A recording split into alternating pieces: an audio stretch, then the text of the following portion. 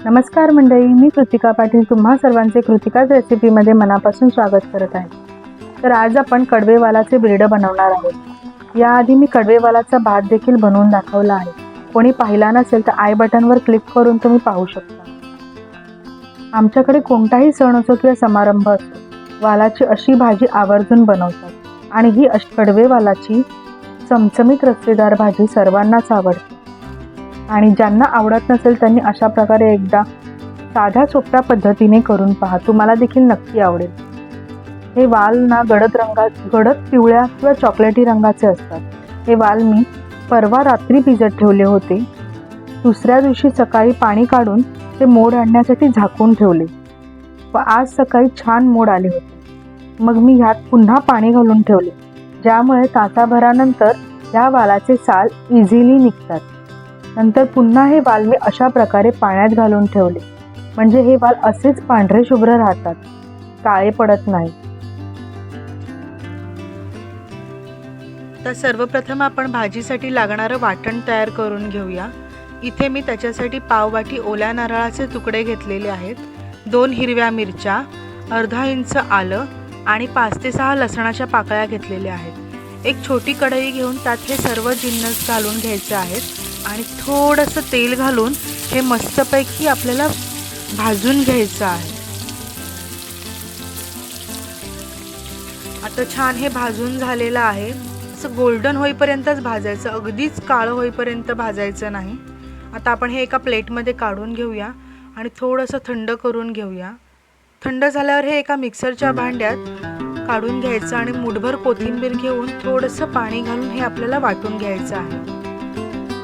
तर वालाचं बिरडं बनवण्यासाठी इथे मी 2 मोठे चमचे तेल घेतलेलं आहे एका कढईत आणि तेल गरम झाल्यावर अर्धा चमचा मी मोहरी घातली आहे, अर्धा चमचा जिरं घातलं फोडणीला आणि कढीपत्त्याची पानं घातलेली आहेत। फोडणी छान तडतडल्यावर त्यात मी हिंग घातलेला आहे। त्यानंतर मी एक मोठा चिरलेला कांदा घालते बारीक करून, छान परतून घ्यायचं आहे। कांदा ना असा गोल्डन होईपर्यंत परतायचा। आता त्यात मी अर्धा चमचा हळद घालते आणि 2 मोठे चमचे आपला आगरी स्पेशल घरगुती मसाला घातलेला आहे। त्यात नंतर मी आता वाल घालते आणि एक मोठा बटाटा मी चिरून घालते। हे सगळं मिक्स करून घ्यायचं मस्तपैकी। आपल्या कडवेवालाला बघा छान मोड आलेले आहेत मस्तपैकी, खूप चवदार भाजी लागते। आता भाजीवर वरती झाकण देऊन त्या झाकणात पाणी ठेवायचं आहे आणि छान 5 ते 7 मिनिटं एक वाफ काढून घ्यायची आहे। आता मी झाकणावरती जे गरम पाणी झालंय ना ते भाजीत घालतेय।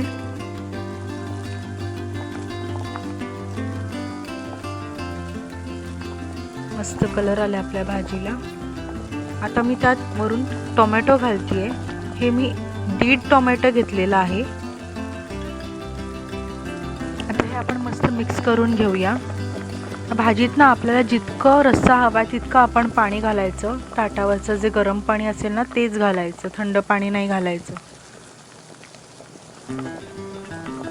बघा छान उकळी आलेली आहे आपल्या भाजीला आणि आपला वाल आहे ना जास्त शिजला पण नाही पाहिजे आणि कच्चाही नाही राहिला पाहिजे, त्याच्यामुळे आपल्याला चेक करायचं आहे शिजवताना। आता हे आपलं वाटण जे आपण मगाशी वाटलेलं आहे ना ते मी त्यात घालतेय।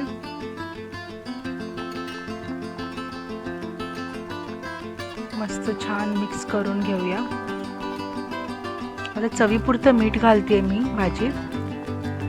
या भाजीला ना कोणी डाळिंबीची उसळ पण बोलतात, तर कोणी वालाचं बिरडं पण म्हणतात। प्रत्येक प्रदेशात प्रत्येक भाजीला नावं ह्या वेगवेगळी आहेत। आपली भाजी छान शिजलेली आहे। आता मी त्यात वरून गरम मसाला घालतेय, तरी पण खूप छान आले, तुम्ही पाहू शकता। आपली भाजी रेडी झाली आहे।